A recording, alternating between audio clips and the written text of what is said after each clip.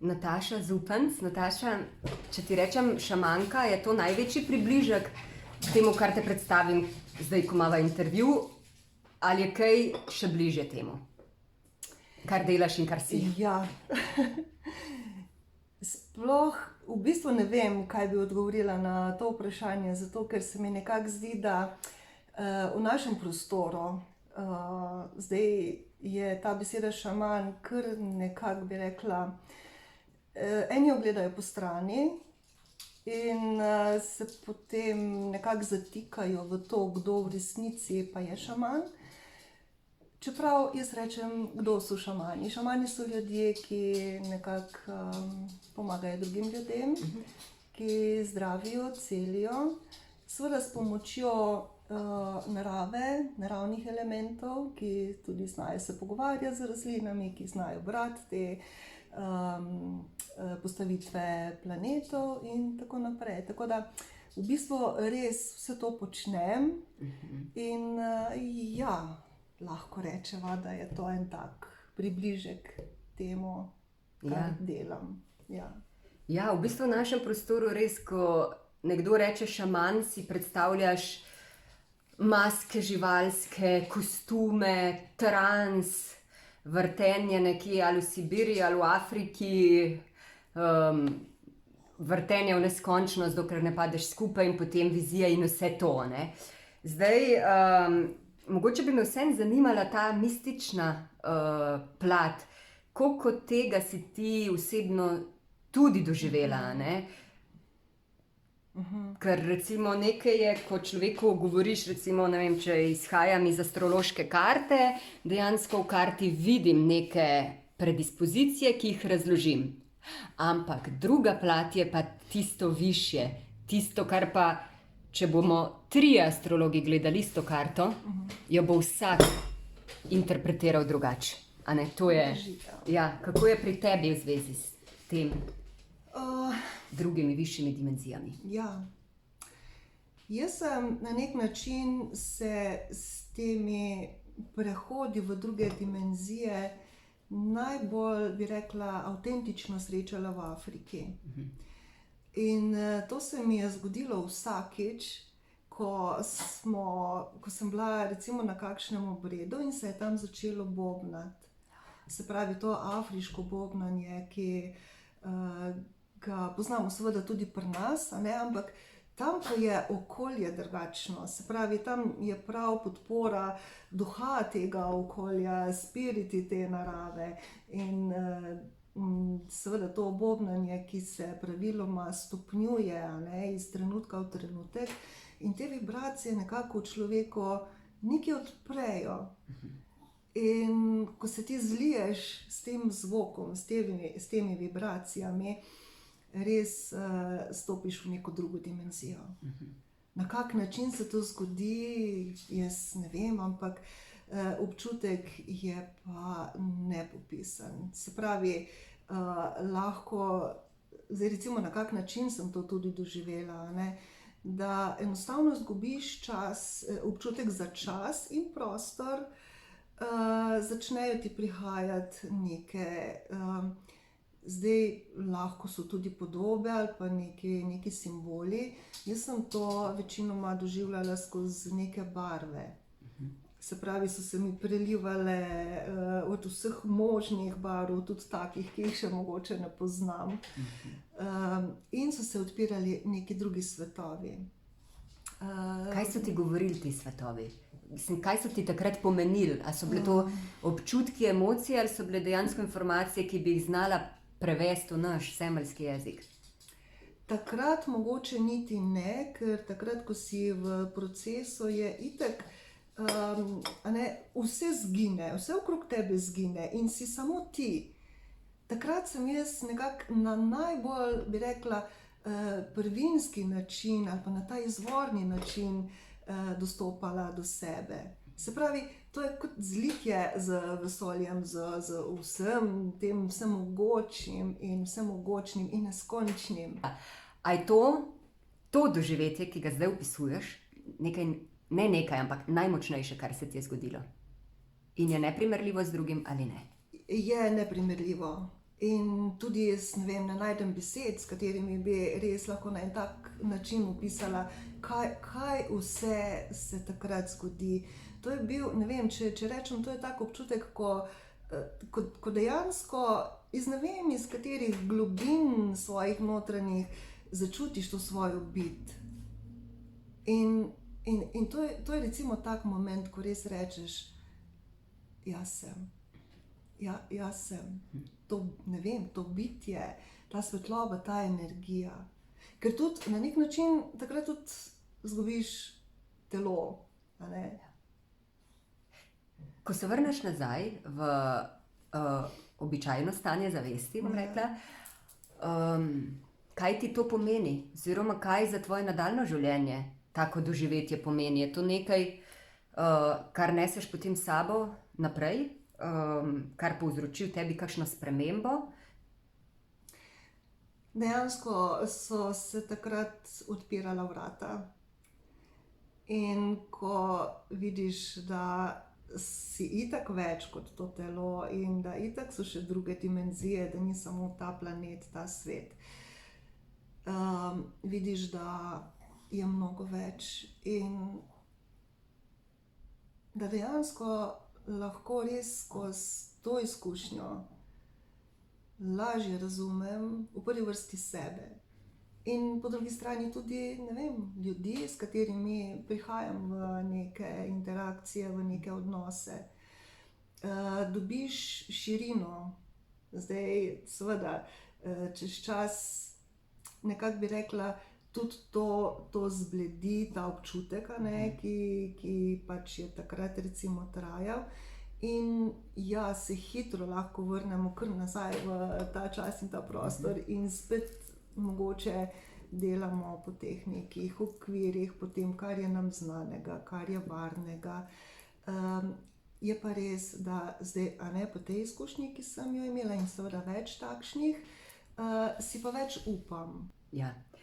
Zanima me, glede na to, da si toliko časa živela v Afriki, a veš, kaj znanja in izkušnje in doživetja iz Afrike pomenijo za življenje v Evropi, v Sloveniji, nekje v mestu, med ljudmi, ki živimo slovensko in evropsko življenje? Ena večjih razlik, ki je res tako očitna in da jo že lahko tudi kar ušlataš, je to, da se v Afriki res nikamor ne mudi. Spomnim se recimo primerov, ko je bilo treba na banko. Banka zaprta, zato ker pač rahlo dežuje. Se pravi, tam nič ni mus, nič ni nujno in vse počaka in dejansko vse počaka. Se pravi, življenje poteka bistveno počasneje za naše pojme. Ja, se pravi, da so... A pa se ti zdi, mislim, aj to pomeni zate, da so, kdo je bolj razvit? Tretji svet ali mi, Evropa? Jaz mislim, oziroma to je čisto zdaj moja perspektiva, ne, da nekako Evropa je, bi rekla, zakladnica znanj. Veliko poudarka se daje tu na tem intelektualnem delu, tudi na storilnostnem. Afrika je pa ta prvinskost, je pa ta prvobitnost. Oni se še vedno zelo povezujejo z naravo. Zdaj, pri nas vidimo, narava nam marsikaj vrača, ne? Tudi mi smo do narave bili dostikrat, bi rekla, kar nismo lepo ravnali z njo. In pa še druga plat je, da ravno mi iz Evrope, Evropejci, uničujemo naravo tudi v Afriki. Z vsemi temi stvarmi, kar jim pošiljamo tja. In da jim ne na nek način omogočamo, ma samo pustili bi jih, da živite svoje življenje, ker oni se itak vse sami znajo poštimati. Zakaj si mi mislimo, da smo nekaj več, da smo boljši, da smo pametnejši, da, a ne, brez veze. Ja. Se kdaj vprašaš, jaz sem se že nekajkrat vprašala, zakaj se jaz nisem rodila med kakšnimi prvobitnimi ljudstvi, tam bi se počutila res doma, tam bi živela tisto življenje, ki ga moja duša živi in želi za druge. A se vprašaš kdaj, zakaj sem se rodila v Evropi? Da ne rečem Slovenija čudovita, ampak v Evropi, bom rekel, v zahodnem razvitem svetu. Mogoče zato, da ravno zaradi tega poskušam, mogoče z mojim delom ali pa z mojim načinom življenja, ljudem pokazati, da je lahko tudi drugače. Da ni nujno, da je vse tako, kot pač imamo mi po pravilih in seveda zakonih in uredbah in vse to, kar nas kar precej omejuje. Ampak da lahko tudi drugače. Meni zdaj osebno, se polno mudi v življenju. Ja. Več stvari si privoščim. Denar ni taka vrednota, kot mi mislimo, da je. Jaz čakam trenutek, ko bo vrednota in ko bo kot neko plačilno sredstvo odnos med ljudmi, da bo prijaznost nagrajena, da bo sočutje, pomoč sočloveku, da bojo to te plačilne vrednote, ne denar. In tega je recimo bilo, v Afriki. To je, vemo, da je pač revno področje, ni denarja v izobilju, čeprav nekateri ga ne imajo, ampak je ena taka povezava bila od tu ven, od človeka do človeka. Poglejte, koliko ima ona prijaznosti, poglejte, koliko ima ona te srčnosti. In na tak način bi lahko šle potem te izmenjave med ljudmi. Kar imaš, lahko daš. Ja. Samo to lahko daš, kar imaš. Ja. Pozila sem že pri svojem delu, recimo, kako tudi ljudje, ki imajo bom rekla, za povprečne razmere veliko denarja, kako zelo potrebujejo dušni vpogled, to duhovno komponento, kako pridejo pravzaprav lačni tega, kako pridejo nepomirjeni po mir, kako se zavedajo, da denar, ne glede na to, da jim je to pravzaprav najmanjši problem oziroma jim sploh ni, da denar ni to, kar so v resnici želeli. To se mi vseeno zdi v bistvu že korak naprej. Mogoče 30-40 let nazaj tega še ni bilo? Verjetno, da ne. Ti si malo starejša od mene, no, mogoče. Verjetno, da ne. Je pa res, da tudi sam čas je v procesu, in če rečemo, 50 let nazaj, ali pa če rečemo drugače, po recimo drugi svetovni vojni je nastopil čas neke gradnje, obnove in mest in infrastrukture, vsega tega. In naši starši so delali to. Se pravi, zdaj mi to vse imamo in zdaj smo mi tisti, ki lahko gremo korak naprej. Se pravi, zdaj se jaz lahko ukvarjam z, če rečemo, duhovnostjo in več sama sabo, zato ker so te ostale stvari že nekako poštimane. Se pravi, tudi človeštvo gre po tej poti neke evolucije. Nekega razvoja. Ja. Zdaj zanamci seveda bojo imeli vse to, kar bomo mi že nekako pripravili. In zdaj ti bojo pa verjetno spet šli korak naprej in stopničko višje. Ja, kako vidiš ta razvoj, to evolucijo, recimo čez 40-50 let, ko bodo te, ki so zdaj otroci, ali pa komaj rojeni, stari toliko, kot si recimo ti zdaj? Jaz mislim, da smo zdaj v res enem zelo hitrem procesu vsega tega že, če rečeva, ta umetna inteligenca in kaj vse ta tehnologija prinaša s sabo. Po eni strani je tega kar malo strah, zato ker ne vem, kaj bo in ne vem, v kakšne razsežnosti lahko vse to gre. Ker vemo, da recimo tudi za samim, če pogledamo nazaj, za samim razvojem in iznajdbo električnega toka, se pravi na tak način, da zdaj doma samo prižgem in luč gori, ampak z elektriko lahko delamo dobre in tudi slabe stvari. In enako je za naprej. Zdaj, a se bo res, koliko se bo v resnici tega uporabljalo za dobrobit človeštva, ne vemo. Skrbi me to, da bi bila pač zloraba tudi na tem področju. Kar zgodovinsko kaže in gledano je vedno tudi bila. Da se potem kaj bližamo nekemu koncu po tvoje?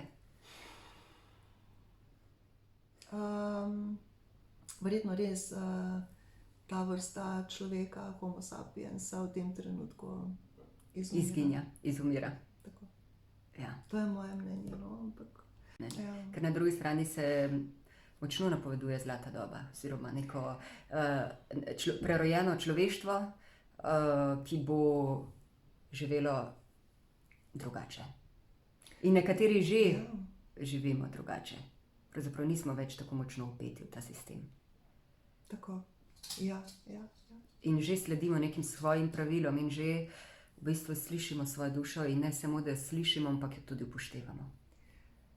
Se povsem strinjam, ja, ampak ne vem, mogoče je nas še premalo za en tak kolektivni preboj naprej. Ker tale tehnologija se mi zdi po eni strani zelo agresivna, na vsakem koraku je že.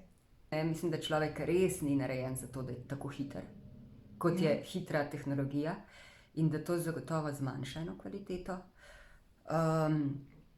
Mislim, da smo ljudje tisti, ki se bomo odločali, v katero smer bomo šli. Ali bomo šli v smer levo ali v smer desno. Ko da jaz tako vidim ta čas, da je to priložnost za oboje. Izberi sam. Tako. In vse so izbire. In vse so izbire. Res pa je, da seveda zdaj na podlagi česa si nekaj izberem. Na podlagi mojih preteklih izkušenj, na podlagi nekih filtrov, ki jih imam vgrajene v svoj sistem. In je točno to, nekateri bodo šli, če rečemo, po modro pilulo, eni pa po rdečo. Ja. Kaj tebe trenutno na tem duhovnem področju kliče, te zbuja? Kam te vabi to duhovno področje? Še sama ne vem, ker se mi bi rekla, iz leta v leto odpira vedno več tega. Od začetka, recimo, se spomnim, sploh po vrnitvi iz Afrike, sem zelo pazljivo in na tak, bi rekla, mehek in nežen način tipala, do kam lahko grem tu, v Sloveniji, in pa tudi na tak pazljiv način predajala svoje znanje naprej. Potem, ko nekako to sem osvojila, sem rekla, zdaj je čas, da bi pa lahko ponudila kaj več. Ja. Zdaj je pa že na nek način se mi dogaja to, da enostavno kar pridajo te informacije do mene in jaz vem, da je to ta prav, zato ker mi celo telo reče, ja. Super, da si omenila telo. Dajva en spomenik našim telesom, vsej tej inteligenci telesa, tej božanskosti telesa, ki jo res premalo, še vedno premalo izpostavljamo. Mislim, to je nekaj tako genialnega, kar se nobena tehnologija, tehnologija je pravzaprav potem ustvarjena, za kar nimamo besede. Kako zelo nam naša telesa govorijo in z nami sodelujejo in se stvari čistijo skozi telesa in razvijajo skozi telesa naša in tako naprej. Kaj je zate telo? Telo je tempelj. Zagotovo je sedež marsičesa, da zdaj ne naštevam duše in vseh ostalih nivojev še. In telo, mi čisto premalo komuniciramo s telesom. Telo je za mene popoln vrhunski, ali če rečemo računalnik ali sistem, ki ima tako neskončne možnosti vsega, samo ozdravitve, regeneracije in tudi ostalih, če rečemo, telo je zmožno, da se ukloni oziroma da preseže te fizikalne zakone. Jaz sem v to prepričana, jaz sem to tudi videla, jaz sem recimo videla v živo levitacijo. Ja, in še mnogo tega je. Ampak zdaj, telo, ne vem, mogoče še v tem času, v tem prostoru smo preveč težki. z vsemi bremeni, ki jih nosimo s sabo. Ja. Ampak, a ne, zdaj postopoma, če pa res gremo v ta proces, bi rekla, večje fluidnosti, transparentnosti, vsega tega, jaz verjamem, da nekoč nekje ne bomo imeli takih teles. Ja. No, to so res zanimive teme in se mi zdi še precej neraziskano področje. Do kam si prišla? Mogoče imaš tu še kakšen drug vpogled v moč, mističnost, razsežnost telesa. A veš, tako bom še bolj konkretno vprašala. Eni rečejo, joj, kako je težko biti utelešen, ne? Po drugi strani pa rečejo, kako je duša srečna, ko dobi to priložnost, da je utelešena. To sta zdaj dve skrajnosti. Zakaj mi rabimo telo in izkušnjo v tem telesu? In zakaj smo lahko neskončno srečni, da smo tu? Telo rabi izkušnjo in skozi, če rečemo, občutke telesne in skozi čustva, ki se odzivajo na to, je telo edini, če rečemo, en tak, kaj je material ali ta oblika, ki jaz celo bi si upala trditi, da je telo kot nek kanal.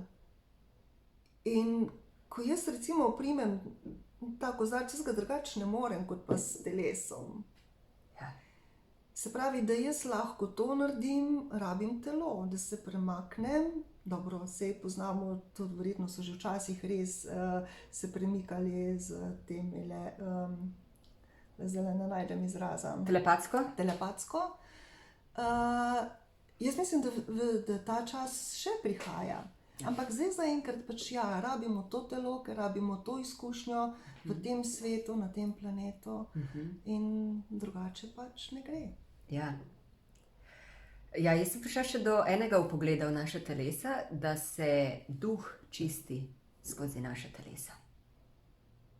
To pomeni, da smo močno vpeti v univerzum, rekla, in da je zato tako neprecenljivo naše telo, ker se duh iz vseh nivojev čisti skozi naše telesa.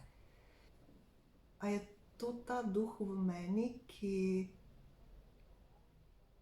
mogoče manipulira s telesom? Manipulira, ne mislim na slab način, ne, ampak duh in duša sta, vema, obe dve sta različna pojma, ne. Ja. Je še za raziskovati. Je za raziskovati, definitivno.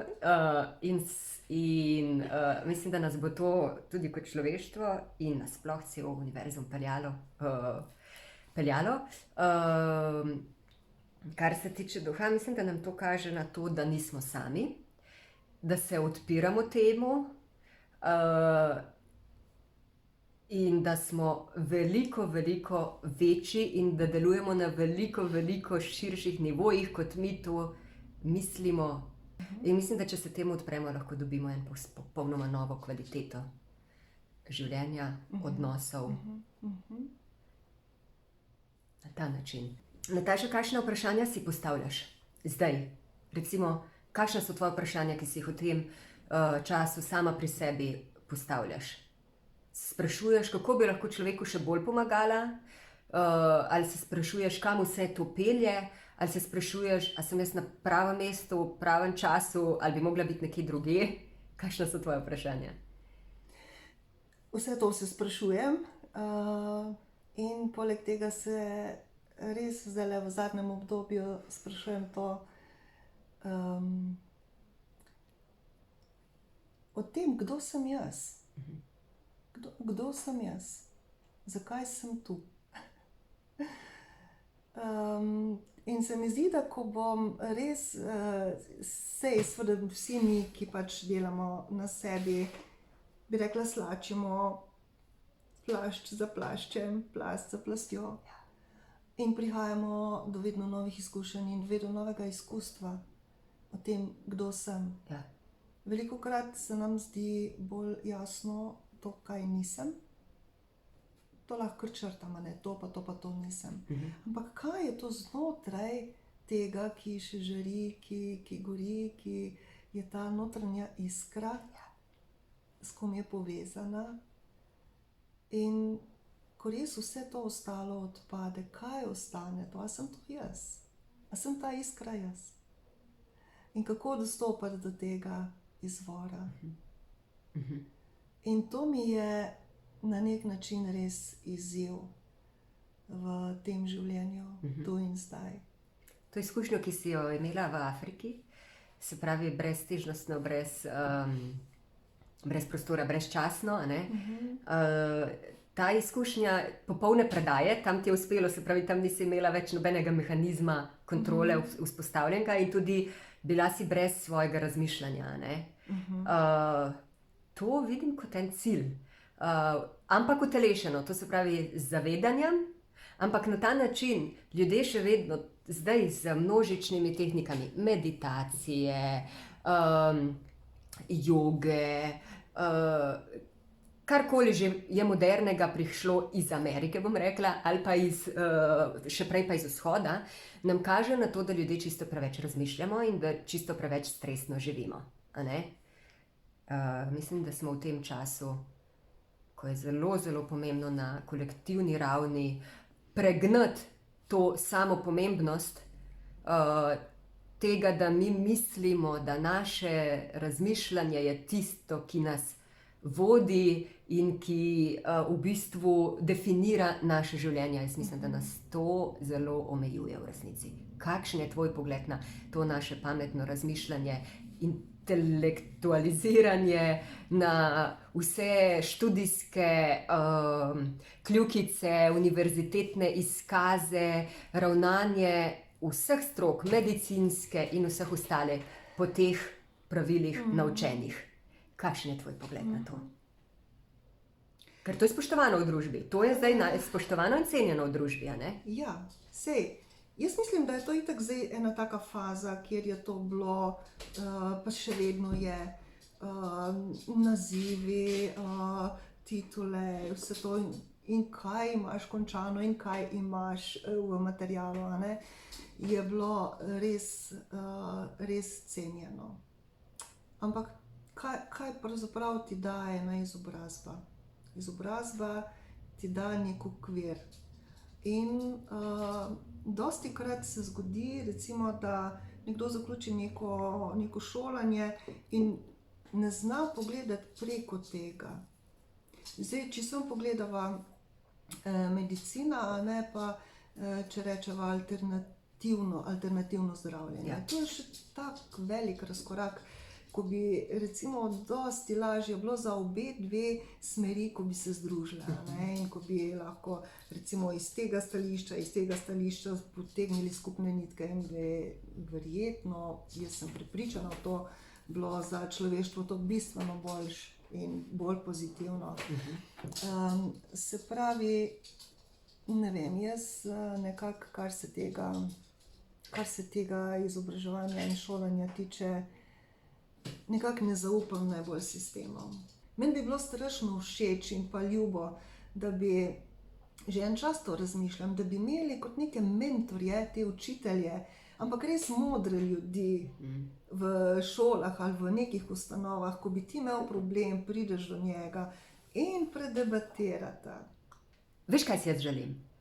Da bi združevali čim več nezdružljivega. Tako. Nekje sem zasledila, ampak mislim, da to ni v Sloveniji, nekje v tujini, da starostniki pazijo malčke. Se pravi, ti otroci ne grejo v vrtec, ampak kot da bi šli v dom upokojencev in tam se ti ljudje združijo, pazijo na njih in da so menda čudoviti rezultati, ker je še čist nek drug pristop, drug pretok energij in mislim, in ti otroci prinesejo veselje tem ljudem in ti ljudje se čutijo, kaj ne rečem, uporabne, no, koristne, vredne. In to se mi zdi ena taka čudovita simbioza in več tega bi moglo biti, več te medsebojne človečnosti.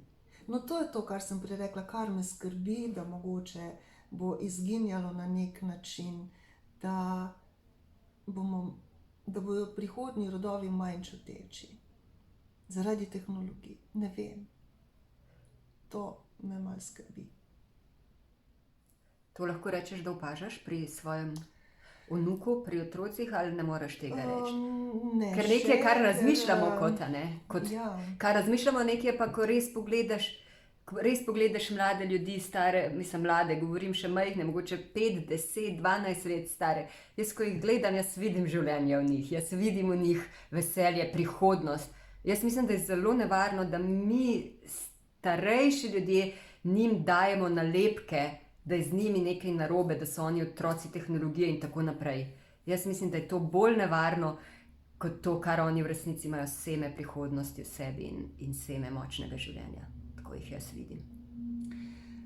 Ja, Kolektivno, ne seveda so morem, posamezniki, seveda. a ne, Ja, čist razumem, ja. Ma ne, zdaj vnuki so še premali, da bi lahko to zaznavala, ampak nasploh je pa ena taka, vse verjetno imaš prav, ja, da smo mi tisti, ki jim tudi dostikrat jih kar etiketiramo, ampak po drugi strani pa, veš, koliko je te odvisnosti od že samih telefonov.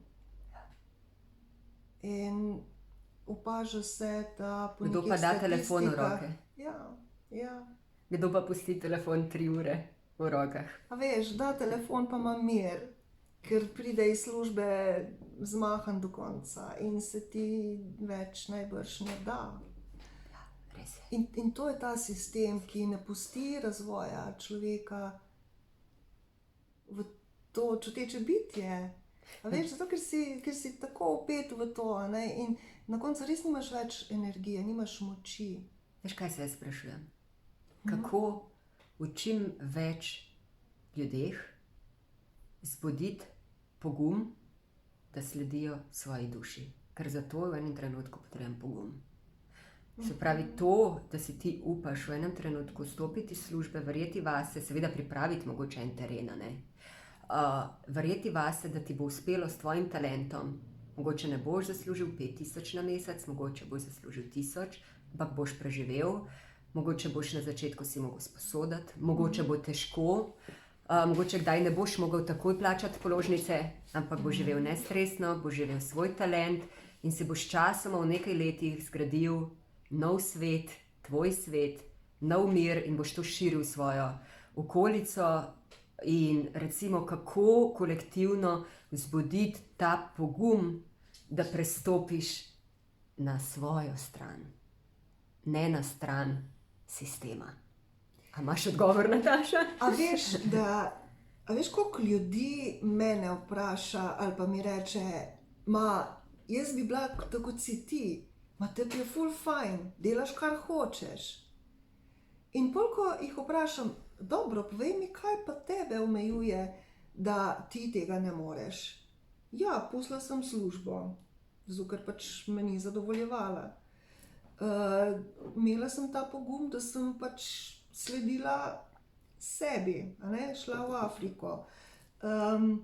In bi rekla, več teh drobnih stvari, ampak za nekatere so to tudi velike stvari, a ne. Ko jih zložiš in daš na kup, ja, itak, da se ti potem spremeni. Meni se ne more spremeniti, če o tem samo razmišljam, kako bi bilo fajn, če bi jaz tam nekje, ne vem kaj, kar bi si želela, pa nič ne naredim. Se ne bo nobena sprememba naredila. Ja. Tako da, ja, jaz rečem, nič pogum, pa odločitev, izbira, se izbir imamo več. Veš, enkrat sem slišala, da je za nas, ki delamo z ljudmi, se pravi, ali kot terapevt, svetovalec in tako naprej, prva lekcija, ki jo moramo sprejeti, ta, da se človeku lahko pomaga samo toliko, kolikor on dovolj in hoče. Da on se lahko razvije samo toliko, kolikor je njemu dano, in ne toliko, kolikor ti vidiš, da bi se lahko. Kako s tem deluješ? Ja, jaz sem vesela, da sem se kar pomirila s tem. To se pravi, da nimam več te težnje, da nekdo prije k meni in more doživeti velikanski premik, velikansko pomiritev v enem koraku. Znebila sem se tega pritiska. Kako je pri tebi s tem? Res je to, da če človek želi, lahko naredi spremembo. Jaz namesto njega ne morem. Se pravi, dostikrat mi kdo tudi reče, kot sem že prej rekla, ne, ja, jaz bi tudi. In jaz rečem, ja, ampak a veš, če ti jaz zdaj rečem, jaz ne morem namesto tebe na operacijo kolena, na primer, to moš ti sam. Ampak sej, ko pride pravi čas in pravi trenutek, se verjetno zgodi.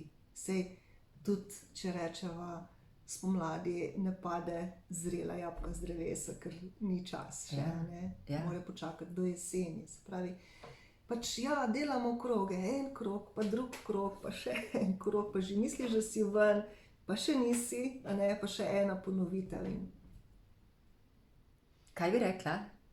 Slovenska ženska, ti imaš tudi veliko izkušenj z delom z ženskami, sodelovanjem z ženskami. Kako smo slovenske ženske? Koliko smo že osvobojene po tvoje? Koliko smo pogumne? Koliko smo samostojne, čuteče, povezane s sabo? Slovenska ženska je zelo močna ženska.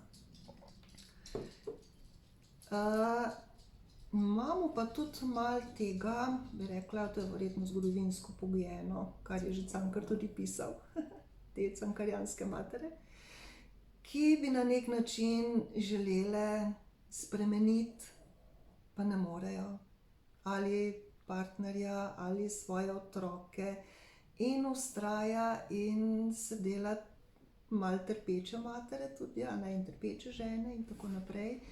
Se pravi, se tudi zato rabiš določeno moč in pa pogum, da ti vztrajaš v takem odnosu, v takem sistemu. Je pa res, da veliko žensk se že osvobaja, prav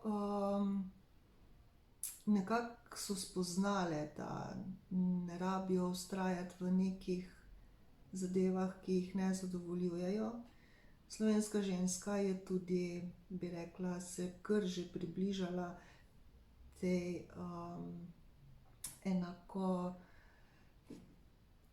izenačila že tudi pri plačah, kar se moških tiče, a ne. Slovenska ženska je samostojna, veliko je samskih, to opažam, da zelo težko ali najdejo, dobro, tudi sebe štejem med te, ali težko najdemo novega partnerja, ali pa se za to ne odločimo več. To vidiš kot napredek ali kot problematiko? Ne vem, ker dosti, recimo tudi sem v krogu takih žensk, ki smo samske in se tudi pogovarjamo o tem. In si včasih prav, zdaj ne vem, a to spada že pod tolažbo, ko rečeš, mislim, super mi je, nobenemu ne rabim polagati računov, lahko grem kamor hočem, nihče mi ne teži, ne rabim, a veš, ko pridem, ko me ni. A misliš, da je čas, da mogoče malo prevrednotimo odnose, oziroma da recimo, če moški in ženska živita vsak v svojem stanovanju ali pa vsak v svoji hiši, recimo, da so te odnosi, ampak so bolj svobodni, recimo. Pa ne govorim o tem, da imaš ti druge partnerje, ne govorim o tem, ampak o tem, da živiš svojo svobodo. Da ne rabiš, kot si rekla, polagati računov, da se dogovoriš, da si svoboden. Misliš, da je to prihodnost? Recimo, zakaj bi mogla zakonska postelja biti ta zakon, če potem recimo mož 40 let smrči, ne, ali pa žena recimo, pa ti to ne ustreza, ampak pač tako se živi, v zakonski postelji se spi. Zakaj mogoče ne bi spal v svoji postelji, v svoji sobi, pa si še vedno lahko čudovit partner ali zakonec? Zakaj tega ne spremenimo? Pa se mi zdi, da se mičken to že tudi spremenja. Vse, ne? Ja. Vse ravno zato, ker ženske smo dejansko preskrbljene, mi se lahko same preskrbimo in tudi same živimo in manije stvari, da bi. In včasih se vprašaš, mislim, a res, zakaj rabim moškega? Ja. Moški ni več ta klasičen moški, ki naredi, poštima. Meni bi kdaj pasalo, da avto pelje na tehničnega.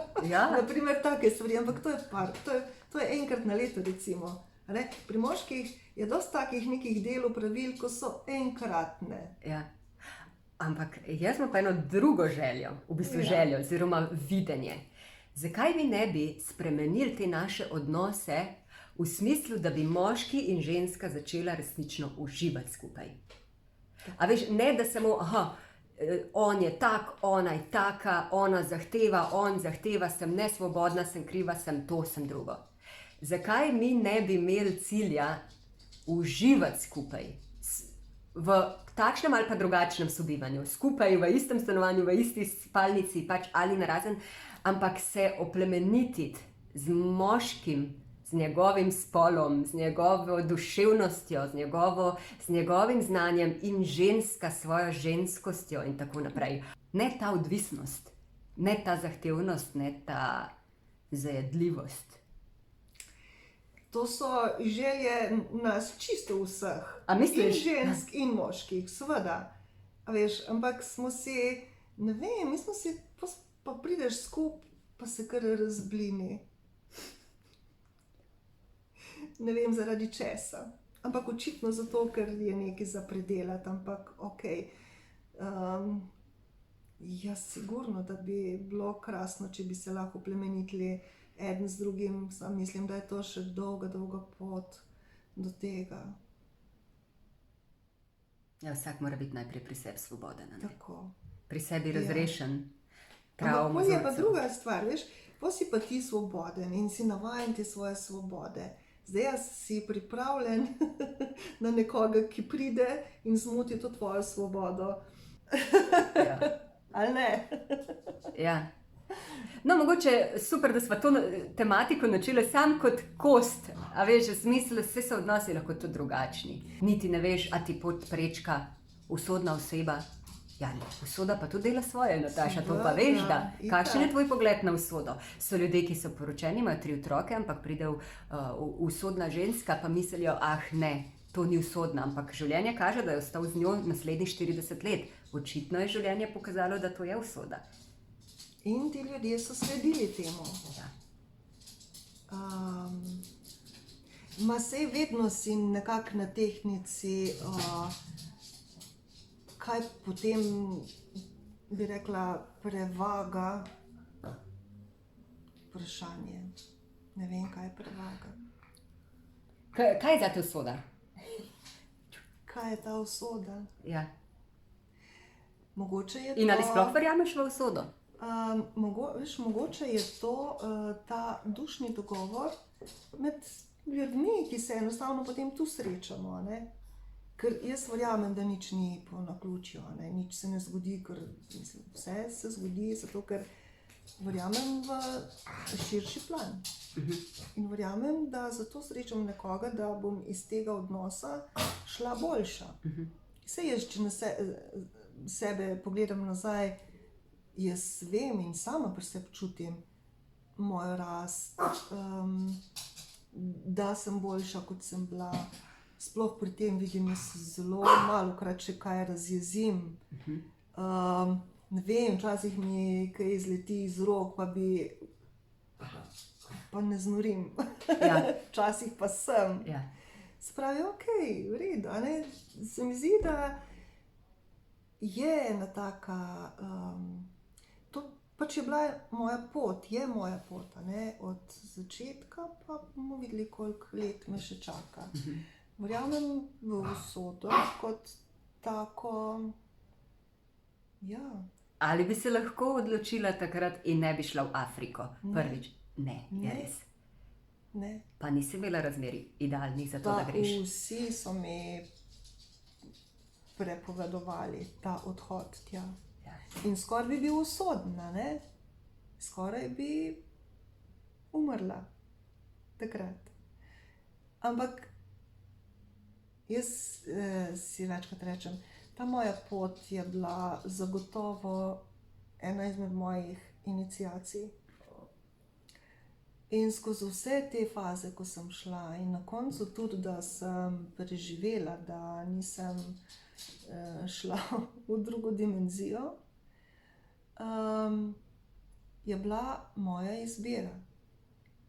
In na nekem dušnem nivoju sem takrat kot duša se odločila za to, ok, za ta svoja znanja, ki jih bom prinesla od tam, sem pripravljena plačati tudi z življenjem.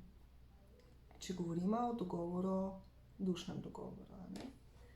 In vse to se mi je dejansko zgodilo. Šla tja, pridobila znanja, zbolela, bila na nitki, ampak iz tega ven sem jaz po čudežu, itak, ne bi jaz mogla Po medicinskem čudežu, a ne? Po medicinskem čudežu, bi vsaj nekaj moglo biti narobe z mano, vsaj na dializo bi mogla parkrat na teden, ne vem, kako pogosto se hodi, ne?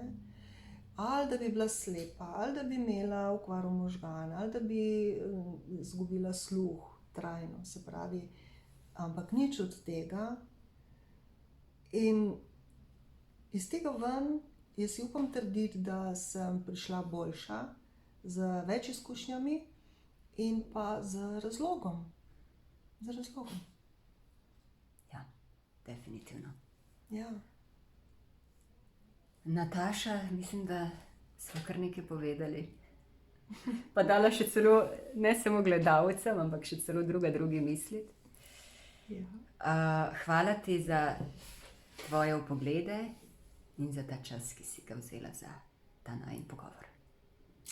Hvala tebi in res mi je bilo super in lepo in se mi zdi, da prvič nekako ni bil to tak klasičen intervju z nekimi vprašanji in mi je bilo super, super, hvala ti, hvala.